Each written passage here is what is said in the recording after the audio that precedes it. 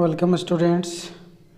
स्वागत है हमारे YouTube channel sure success coaching centre में। मैं आज आपके समक्ष क्लास 10 का जो लाइव चैप्टर है बायोलॉजी का जैव प्रक्रम, जिसको लाइव प्रोसेस भी कहते हैं, उसी से 50 जो एमसीक्यू हैं वो आपके समक्ष पेश करने जा रहा हूँ। चलिए इन 50 प्रश्नों पर हम अपनी नज़र दौड़ाते हैं एक सरसरी से और देखते हैं कि कौन से प्रश्न किस एंगल से कैसे हैं। तो ये सारे प्रश्न जो हैं क्लास 10 के बच्चों के लिए, चाहे झारखंड के बोर्ड के हो, चाहे बिहार बोर्ड के हो, चाहे कोई भी बोर्ड के हो, चाहे सीबीएसई बोर्ड के हो, सभी के लिए प्रमुख हैं। तो चलिए जो प्रश्न है हम उसकी ओर चलते हैं। तो पहला प्रश्न हमारा जो दिया गया है हम उसकी ओर चलते हैं कि सजीव में निम्न में से कौन जैव प्रक्रम में पाया जाता है। तो सजीव में श्वसन भी होता है, पोषण भी होता है, जनन भी होता है। तो इसका उत्तर जो हो जाएगा सभी हो जाएगा। अगला प्रश्न जो दिया गया है कि अमीबा दिया गया कि अमीबा जो है अपना पोषण ग्रहण करता है। तो अमीबा अपना पोषण भोजन या रसधानी के द्वारा ग्रहण करता है। इसको सीधा सीधे कहेंगे हम भोजन या रसधानी। अगला है कि दांत की सबसे बाहरी या सबसे ऊपरी परत है। तो दांत की सबसे ऊपरी परत जो होती है उसको हम इनेमल कहते हैं या प्लाक कहते हैं। ट्रिप्सिन नामक एंजाइम पाया जाता है। तो ट्रिप्सिन नामक जो एंजाइम होता है वो कहाँ पे पाया जाता है ये देखना है। तो ट्रिप्सिन नामक एंजाइम कहाँ पे पाया जाता है। तो ट्रिप्सिन नामक एंजाइम हमारा जो पाया जाता है वो हम सीधा सीधी कहेंगे कि वो एंजाइम कहाँ पे पाया जाता है। इसमें दिया गया है पित्ताशय, अग्नाशय, छोटी आंत और आमाशय। तो इसका उत्तर जो हमारा हो जाएगा अग्नाशय हो जाएगा। उत्तर हो जाएगा इसका अग्नाशय। पेप्सिन नामक एंजाइम पेप्सिन नामक एंजाइम भोजन को क्यों प्रोटीन में बदल देता है।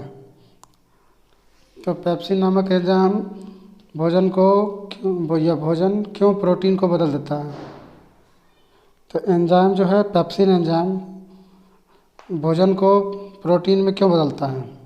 तो जो भोजन को प्रोटीन में बदलता है उस एंजाइम का क्या काम है उसको हम कहते हैं, उसे एंजाइम को एमिनो एसिड कहते हैं या एमिनो अम्ल कहते हैं। एटीपी में फास्फेट की संख्या कितनी होती है। तो एटीपी में याद रखिए फास्फेट की संख्या जो होती है इसमें दिया गया है 1, 2, 3 और 4। तो इसमें उत्तर सीधा सीधे हम लिख सकते हैं कि 2 होती है। तो इसका उत्तर जो हो जाएगा 2 हो जाएगी।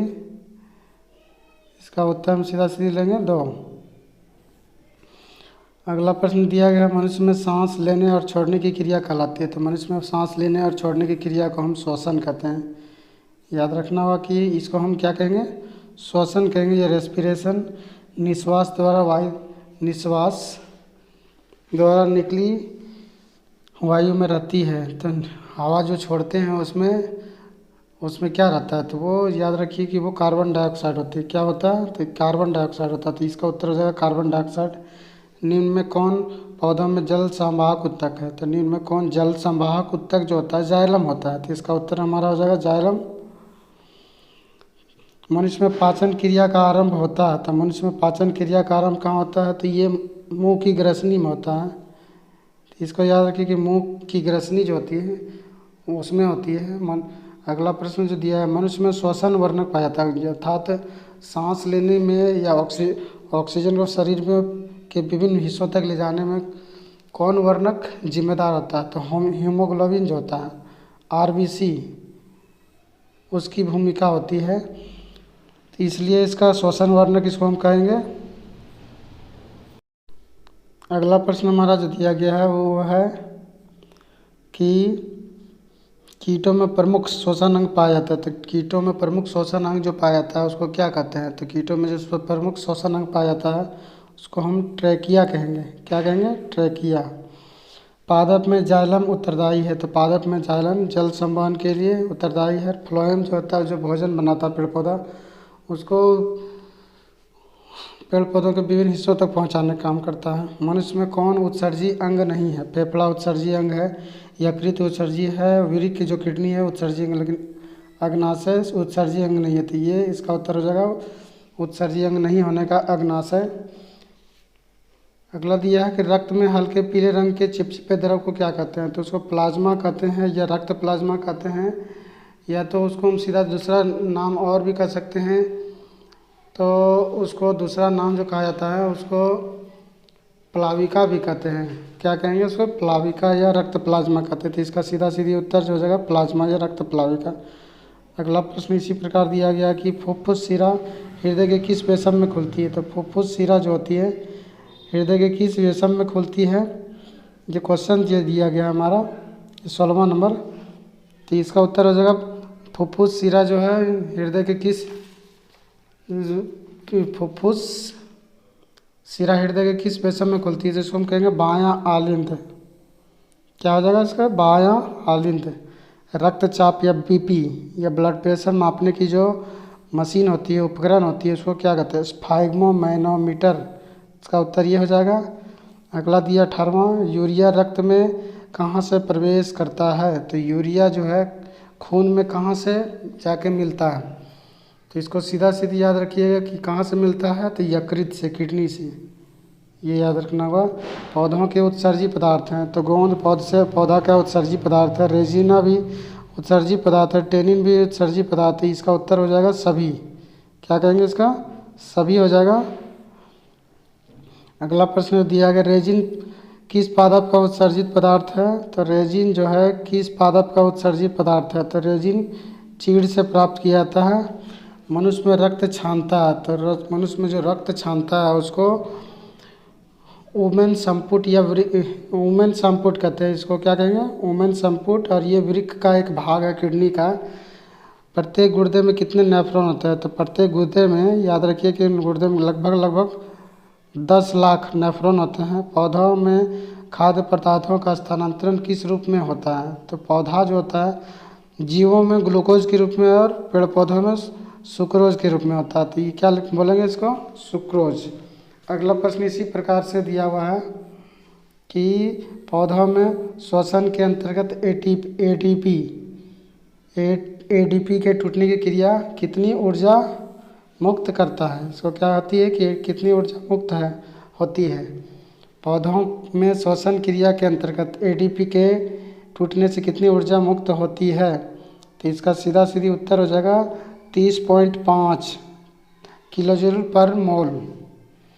प्रकृति में ऑक्सीजन का संतुलन कैसे कायम होता है, कैसे बना रहता है, तो इसको सीधा सीधी क्या कहेंगे? प्रकाश संश्लेषण या फोटोसिंथेसिस की क्रिया के द्वारा प्रकृति में ऑक्सीजन का संतुलन कायम रहता है। अगला प्रश्न जो दिया गया है कि मनुष्य के या हृदय का औसत प्रकुंचन दाब कितना होता है, तो मनुष्य के हृदय का प्रकुंचन दाब जो होता है उसको हम सीधा सीधी कहेंगे 120 mmHg, या सीधे कहिए 120 mm। तो इसका उत्तर हमारा जो हो जाएगा 120। पौधों में वाष्प उत्सर्जन किस भाग में होता है, तो सीधा सीधी इसका पत्ता होता है, और ये पत्तों में भी रंध्र के द्वारा होता है। उत्सर्जन की इकाई को क्या कहते हैं, उत्सर्जन की इकाई को विकाणु कहेंगे। अगला प्रश्न दिया है, प्रकाश संश्लेषण में ऑक्सीजन बाहर निकलता है, तो प्रकाश संश्लेषण में ऑक्सीजन जो बाहर निकलता है तो किस रूप? जल के विखंडन से बाहर आता है। इसको याद रखिएगा, जल किसके? जल के विखंडन से। वृक्क एक भाग है, तो वृक्क एक भाग है किसका? उत्सर्जन का। हृदय से रक्त को संपूर्ण शरीर में पंप किया जाता है। हृदय से रक्त को संपूर्ण शरीर में पंप किया जाता है, किसके द्वारा?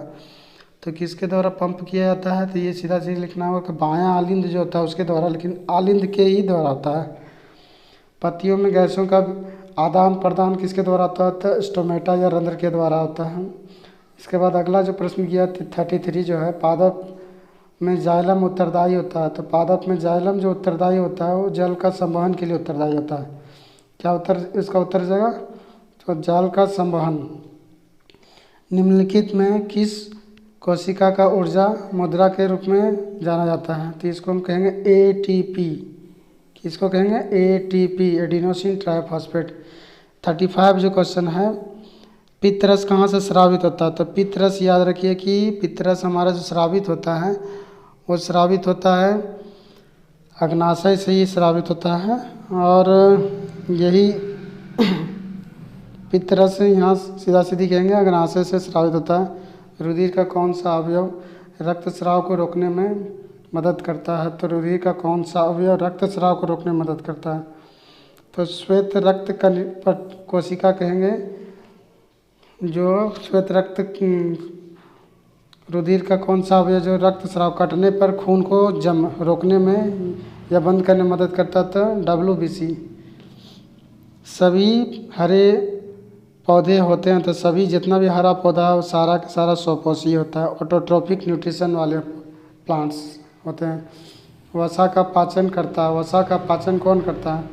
तो वसा का पाचन एमाइलेज करता है। और 38 का प्रश्न का उत्तर, मनुष्य का प्रमुख उत्सर्जी अंग है। पर मनुष्य का प्रमुख उत्सर्जी अंग जो है उसको क्या कहेंगे? तो मनुष्य का प्रमुख उत्सर्जी अंग को हम किडनी कहेंगे, जिसको हम यूरिक कहते हैं। जो प्रमुख उत्सर्जी अंग है वृक्क। भोजन के पाचन में लार कौन सा एंजाइम मुक्त करता है? भोजन के पाचन में लार कौन सा एंजाइम मुक्त करता है? तो भोजन के पाचन में लार जो होता है, भोजन के पाचन में, क्वेश्चन कितना नंबर है? 40 नंबर। भोजन के पाचन में लार कौन सा एंजाइम मुक्त करता है? तो दिया हुआ इसमें एमाइलेज, लाइपेज, ट्रिप्सिन या पेप्सिन। तो इसका सीधे सीधे उत्तर लिखेंगे एमाइलेज। क्या लिखेंगे? एमाइलेज, ये हो जाएगा। और वसा का पाचन जो है 38 जो प्रश्न है, 38 का जो उत्तर होगा, तो इसमें थोड़ा सा गलत हो गया है। तो इसका जो उत्तर लिखिएगा इसमें 38 का कि 38 वसा का पाचन करता है। तो वसा का पाचन जो है लाइपेज करता है, लाइपेज नामक एंजाइम। और यहाँ जो है भोजन लार कौन सा एंजाइम मुक्त करता है? तो लार जो है एंजाइम मुक्त करता है एमाइलेज। दीर्घरोम कहाँ पाया जाता है? तो ये दीर्घरोम क्षुद्रांत में पाया जाता है, जिसको छोटी आंत भी कहते हैं। इसके बाद अगला प्रश्न जो दिया गया है, वे कारक का नाम लिखें जो प्रकाश संश्लेषण को प्रभावित करते हैं। नेम द फैक्टर्स जो प्रकाश संश्लेषण, जो फोटोसिंथेसिस की क्रिया को इफेक्ट करते हैं। तो यहाँ सीधा सीधी इसका उत्तर हो जाएगा, जल होता है, CO2 होता है, प्रकाश होता है, सभी है। तो इसका उत्तर जो हो जाएगा सभी हो जाएगा। क्या हो जाएगा? इसका उत्तर सभी होगा।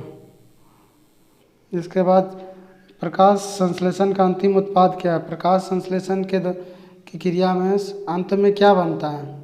तो प्रकाश संश्लेषण का अंतिम उत्पाद जो है, प्रकाश संश्लेषण के अंतिम में ऑक्सीजन की उत्पत्ति होती है। तो इसका अंतिम उत्पाद ऑक्सीजन हो जाएगा। शरीर में पाए जाने वाले जैव उत्प्रेरक को क्या कहते हैं? तो उसको हम जैव उत्प्रेरक को हम एंजाइम ही कहेंगे। क्या कहेंगे? एंजाइम। जैव उत्प्रेरक को एंजाइम कहेंगे। याद रखिए कि शरीर में पाए जाने वाले जैव उत्प्रेरक को एंजाइम कहेंगे। श्वसन के मध्यवर्ती पदार्थ क्या कहलाता है? श्वसन के मध्यवर्ती पदार्थ को हम क्या कहते हैं? तो उसको सीधा सीधी याद रखिए, पायरुविक अम्ल कहते हैं। क्या कहेंगे? पायरुविक अम्ल। अगला प्रश्न जो दिया गया है 46वां प्रश्न हमारा, कि ऑक्सी श्वसन मुख्य रूप से कहाँ होता है? तो ऑक्सी श्वसन मुख्य रूप से कहाँ होता है? ये देखना है कि ऑक्सी श्वसन मुख्य रूप से माइटोकॉन्ड्रिया में होता है, ऑक्सीजन की उपस्थिति में। मानव में कितने प्रकार के तत्व होते हैं? तो मानव में यूँ तो दिए जाते हैं बुक्स में 5, लेकिन यहाँ पर 5 ना है तो नहीं मेंशन किया गया, तो हम 4th ही लेंगे। कितना है? 4। मानव शरीर में उपस्थित रक्तवाहिनी की संख्या कितनी होती है? रक्तवाहिनी की संख्या मानव शरीर में 4 होती है। तो इसका 4 हो जाएगा। वसा का बहाना शरीर के अंदर किसके माध्यम से होता है? तो वसा का बहाना शरीर के अंदर लसिका के माध्यम से होता है। याद रखिएगा, वसा का बहाना या बहाना कि शरीर के अंदर किसके माध्यम से होता है? लसिका के अंदर। श्वसन क्रिया के अंतर्गत कितनी प्रतिशत कितनी प्रतिशत ऊर्जा ताप के रूप में निष्कासित होती है? ये अंतिम प्रश्न था कि श्वसन क्रिया के दौरान या अंतर्गत कितनी प्रतिशत ऊर्जा ताप के रूप में निष्कासित होता है? तो इसका याद रखिएगा 30%। तो ये इसका उत्तर हो गया। तो आज मैंने आपके समक्ष क्लास 10 का जो चैप्टर था जय प्रक्रम उससे संबंधित कुछ महत्वपूर्ण प्रश्नों को रखा। यदि अभी तक आपने हमारे चैनल को सब्सक्राइब नहीं किया तो सब्सक्राइब कर लें, वीडियो को लाइक कर दें, बेल आइकन की घंटी को प्रेस कर लें ताकि अब तक लेटेस्ट वीडियोज़ की अपडेट्स पहुँचती रहे। धन्यवाद।